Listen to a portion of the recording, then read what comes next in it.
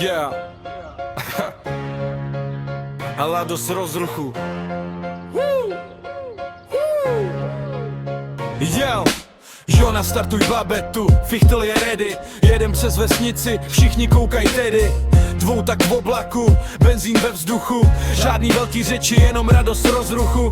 Fichtl vrčí hlasitě, a kdyby byl král, i když už má léta, pořád by se smál. Babeta vedle něj malá, ale drsná. Na polní cestě ukáže, že není vůbec křehká. Plyn na doraz, kopec před náma. Rychlost není velká, ale to je naše hra. Neřešíme značky, neřešíme slávu, hlavně, že si užíváme každou jednu jízdu. V garáži je poklad neku starýho železa, každý šroubek na tom stroji něco vyprávět umí zas. Když večer zapadá slunce za les, babeta s fichtlem jedou ještě dnes. Motor cvaká, výfuk duní, vesnická legenda nikdy neusne, nezmizí.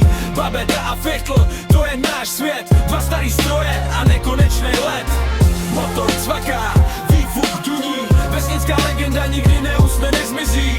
Babeta a fichtl, to je náš svět, dva starý stroje a nekonečný let.